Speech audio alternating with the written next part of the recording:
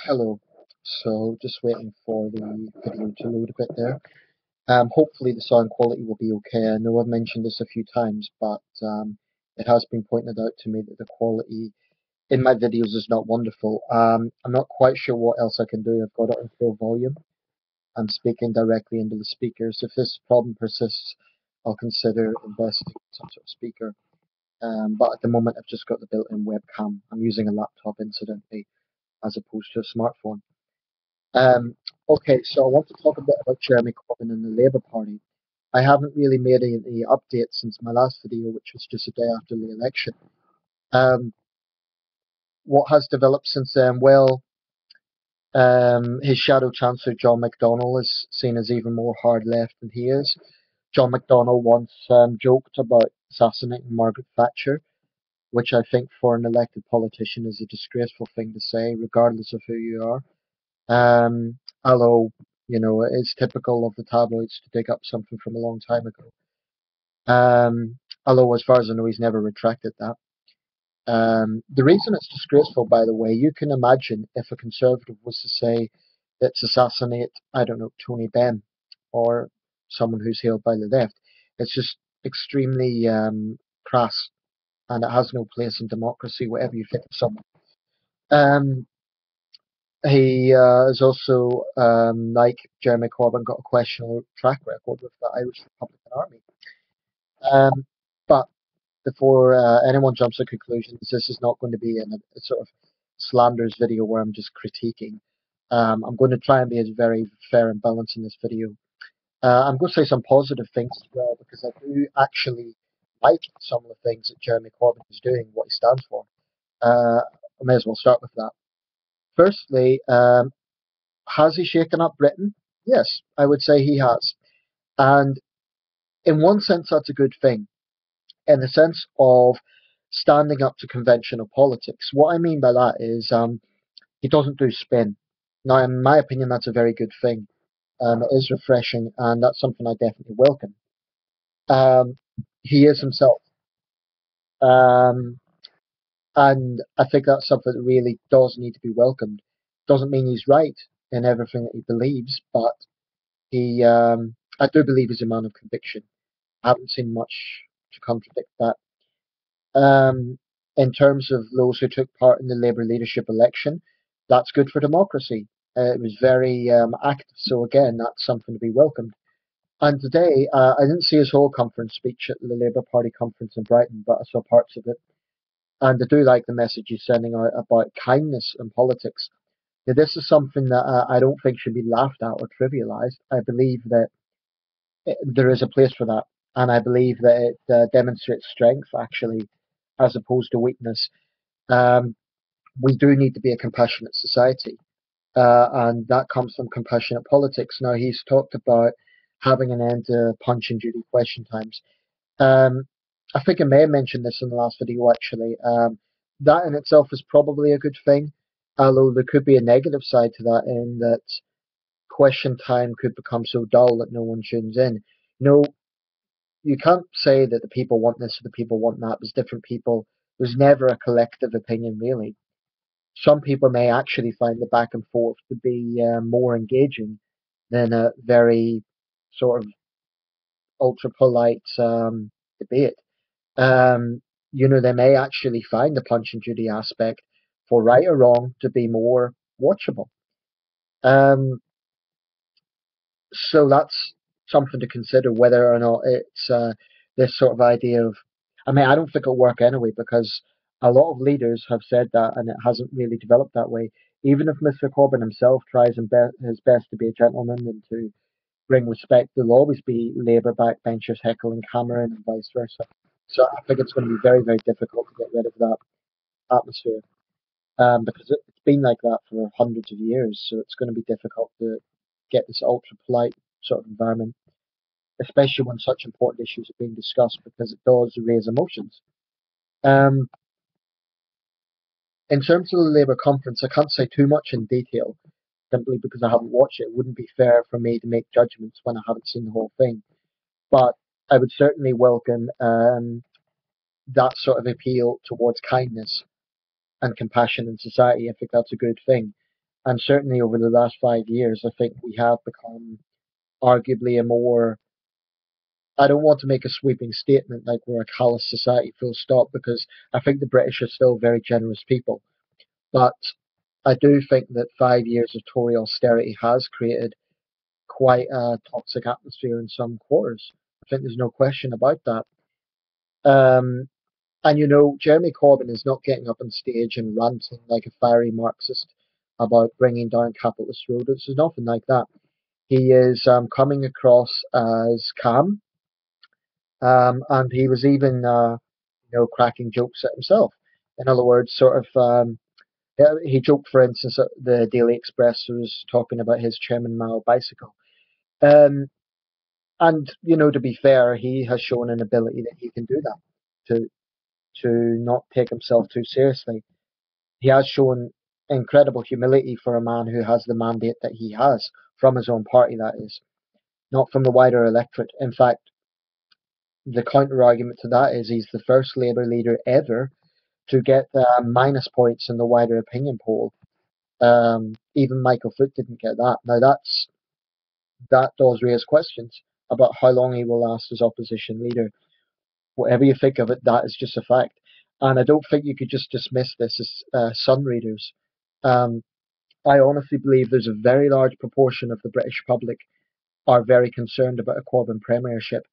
There's no question he has a lot of support within the Labour Party at grassroots level, but to win a general election to become prime minister of this country, it needs to be more than that. Um, so there's a few things I want to address. In the conference itself, there's not a lot of specific issues I can touch on, except I'll touch on two. He mentioned we need to take on the misogyny that's online. I'm not quite sure what that was referring to. If he's talking about criticism of female politicians in the Labour Party, that's not misogyny. If he's talking about actual misogyny, fair enough. But that should also extend the misandry coming from feminists. But Jeremy Corbyn is pro-feminist, so of course he's not going to criticise feminists. And that's personally one issue why I'm reluctant to endorse him, because he is pro-feminist, and he's very much in favour of, which is ironic actually, given that his own cabinet is dominated by men. At least the bigger positions are. But Jeremy Corbyn himself, for example, is in favour of quotas and that sort of thing, which I'm dead set against, for reasons which I've laid out in other videos. As for Trident, I'm not sort of diehard in support of Trident, because most of the world doesn't have nuclear warheads. We are one of a minority of countries that do. But my issue with this is that just scrapping Trident full stop, whilst there's other powerful countries in the world that still has nuclear warheads, notably Russia, for example, is a little bit naive, because we live in an uncertain world. And of course, I fully understand the controversy with warheads, but I'm more in favour of a gradual reduction rather than just outright scrapping it at the moment. What I would favour if I was Prime Minister, I would probably reduce Trident's stockpile, maybe by half. And then I would call on other nuclear states to do likewise. But I think having unilateral nuclear disarmament, just like that, isn't going to work, and it's also not at a time when other powerful countries still have very large stockpiles, and we live in an uncertain world. It's just too much of a gamble. As for the destruction they cause, well, there's only been one example in history. Yes, a very dramatic example, but only one example in the last 70 years where they've actually been used. So the deterrent argument is quite strong. Um, there's obviously strong arguments against it, many strong arguments, i.e., if they get into the wrong hands, if there's an accident, etc., etc. So I'm not diehard in favor of nuclear warheads, but I think it's better to have a gradual reduction rather than just outright abolishing it, which is what Mr. Corbyn wants. Um, what else am I concerned about? Well, his Syria policy. Um, I've spoken about the Syrian crisis, and I'm not going to repeat myself too much, but I'm so fed up of people, and I'm not just talking about Jeremy Corbyn, but others who insist on blaming the West for everything. People have a very short memory. The Syrian civil war started when Bashar Assad decided to use force against protesters. And no, those protesters were not radical Islamists. The majority of them were ordinary Syrian men and women who had had enough. They had enough of corruption, against dictatorship, against the Shabiha secret police. Assad's answer was to use brute force. Now, when the likes of Vladimir Putin twist this and say, oh, the West is funding ISIS, in fact, he's contradicting himself because he openly accused the West of funding ISIS, and now he's sort of saying, oh, the West is funding moderate rebels has failed. So which is it? Either we fund ISIS or we fund moderate rebels. So, anyone who really believes that Russia has a noble track record regarding the Syrian war needs to wake up. And I'm sick and tired of Russia being portrayed as the savior. As far as I'm concerned, the current crisis in Syria has been prolonged precisely because of the Russia-China veto. Am I saying the West has got it right with everything? Absolutely not. But I think it's perverse, it's unfair, and it's just plain wrong to blame the whole crisis on the West. Um, One of our biggest flaws, and this is something that I do not only admit, but I'm personally very uneasy about, is our close to Saudi Arabia. Saudi Arabia has unquestionably been fueling the Wahhabist ideology of the likes of ISIS. Um, but, when Putin and so on try to pretend that Assad is a good leader for Syria, they're ignoring the fact that he began this war in the first place. Um, so when Jeremy Corbyn and so on say, "Oh, we're not going to have a war in Syria no matter what," that's all very well, but what actually is the Corbyn plan for dealing with ISIS? There is actually no plan because I'm sure Jeremy Corbyn's not stupid. I'm sure he knows full well that compromising with the likes of ISIS means enslaving women. It means enslaving gay people. It means basically letting them take over large chunks of northern Syria. And I think that's morally indefensible. I just cannot accept this idea that we stand by and do nothing, or that anyone stands by and does nothing. There needs to be a confederation in the region. I'm in favour of major powers working together. I'm in favour of that. I think it's a good plan. But basically, I cannot see any actual plan coming from Jeremy Corbyn regarding how to deal with ISIS. Um, and that's something I do take issue with. I mean, it's all very well being pacifist, but what if your pacifism is selective? Now, what I mean by that is basically standing by and watching atrocities. I don't see how that's morally defensible. I really don't. And it does make me wonder, um, had this been the 30s, would Jeremy Corbyn and his supporters have been in favour of appeasement? This is not slanderous. I think this is a valid question. I really do think it's a valid question, not just of Mr. Corbyn, but of any pacifist. Um, Shoot me down for saying that, but this is a complex world, and if you're going to take a black and white attitude to things, then those sort of stark positions need to be debated. I simply don't believe you can give an organization like ISIS what it wants. So, for example, having a peace agreement with ISIS may temporarily end violence, but what does it do? It enslaves thousands of people to their fate, and that would just be reprehensible. I don't want to make all of this video about foreign policy, but in terms of Mr. Corbyn himself, I have to emphasize here, everything I'm talking about is purely about policy, not personality. I have to say, as a man, as an individual, leaving aside politics, Jeremy Corbyn's pretty likable. He comes across as decent. He comes across as smart, um, respectful. He doesn't get into the gutter. So all of those things I give him respect for. But, and this is a very important thing, just because someone has an issue with one or two of his policies does not mean that they're a hard right Tory. I really resent that actually. And this is something that we're seeing time and time again from not everyone, but a large contingent of Jeremy Corbyn supporters. And the narrowness of their thinking is actually a little bit like the way SNP nationalists go on, i.e., if you're not with us, you're against us, this sort of mentality. I think it's perfectly possible to favour some of Jeremy Corbyn's policies, but not all of them. That's more or less my position. I do favour more compassion in society. I do favour standing up to the big banks and having a much more fair um, programme to deal with the deficit rather than one that benefits the rich. I support all of that. His crime policies, I'm yet to look at. Um, I think Andy Burnham will be a decent Home Secretary, so I'm quite happy with that. He's a centrist, so I don't think we're going to see an extreme liberal attitude to crime, which in my view is very good. I'm conservative with a small s when it comes to dealing with crime. Um, and I also give Jeremy Corbyn credit for reaching out in terms of his cabinet selection. You know, he hasn't chosen lots of hard leftists. John McDonnell, yes, but I don't think anyone would accuse Andy Burnham or Hilary Benn of being socialists or hard, at least on the hard left. Um, that's good.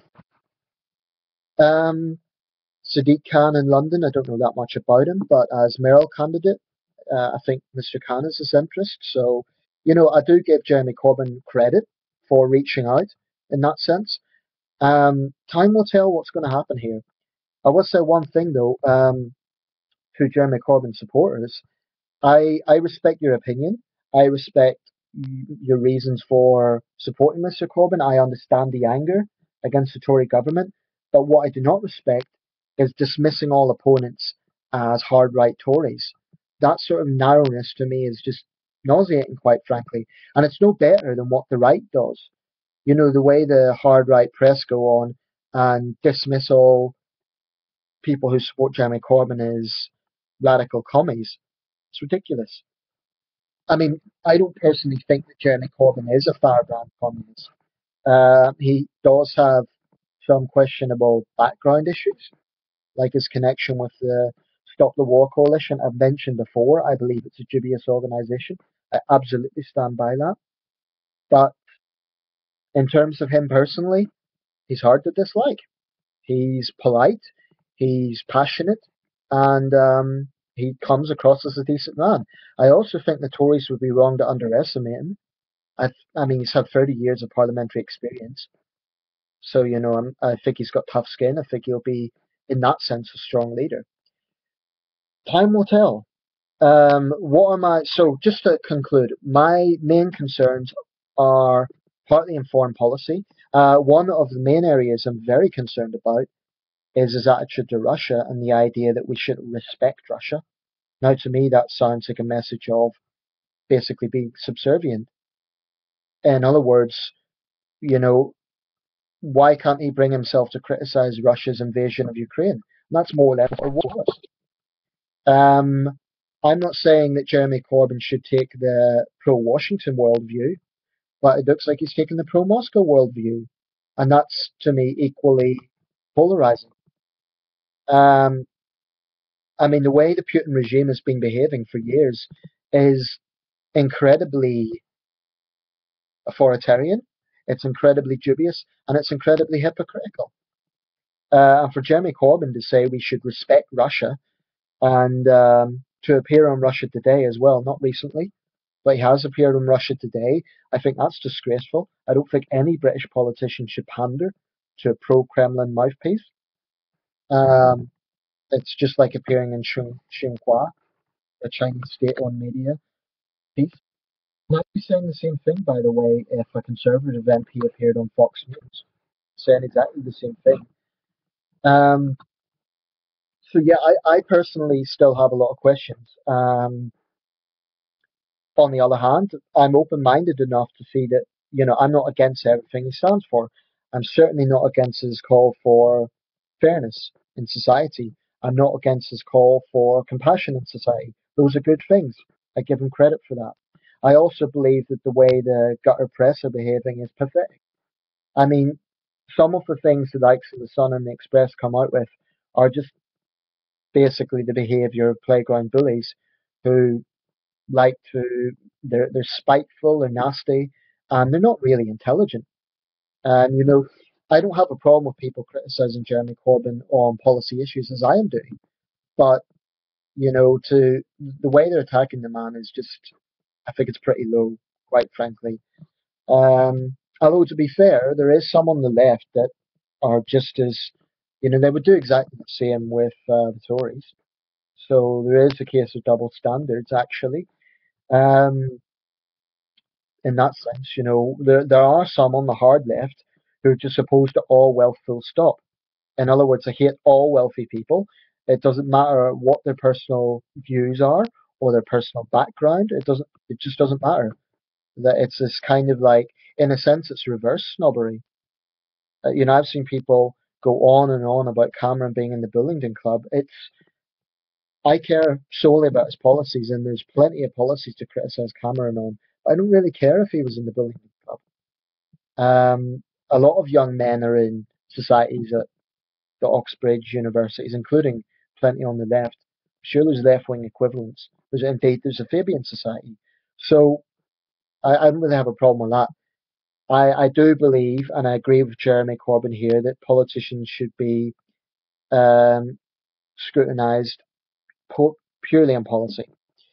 So it's going to be interesting to see what happens in the years ahead. As a centrist, I'm sympathetic with some of Mr. Corbyn's positions, but there's a lot of others I have serious questions about. One good thing, this is another good thing I'll add to this, he's a unionist. He believes in the United Kingdom, and I suspect for the same reason as some other socialist unionists. I know Scottish nationalists don't believe in that, but socialist unionists would argue it's better for working class people to work together to fight the Tory government rather than dividing among themselves. I concur with that. I do think that true socialists in Scotland, if they truly put socialism before blood and soil nationalism, then they will go back to Jeremy Corbyn's Labour. That's a very good thing, because hopefully it will go against the SNP, which is a party I have zero time for. I believe they are anti-British. I believe they want to tear apart this country.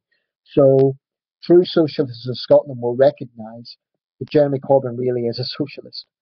I've seen some people come out with outrageous claims. Now in England, the pro-Tory press has been ridiculing Jeremy Corbyn as a firebrand commie, which of course is an exaggeration.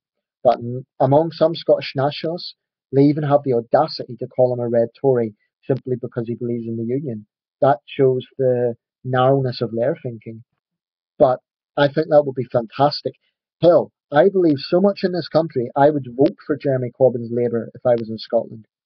Partly because I agree with some of the policies, but especially to keep this country together. To me, that's absolutely one of the most pivotal issues that we face as a nation. So feel free to share your thoughts. Keep it respectful. I believe I've been respectful. You don't have to agree with me, of course. If you want to debate anything I've said, fair enough. I will say one quick thing though. If I don't reply to comments, don't take it personally. It's simply because I make a lot of videos and it's quite time consuming to reply to each and every comment. I'll leave comments, but like I said before, anyone attacking me personally or slandering me as something that I'm not, I won't tolerate that. Okay, thank you for watching.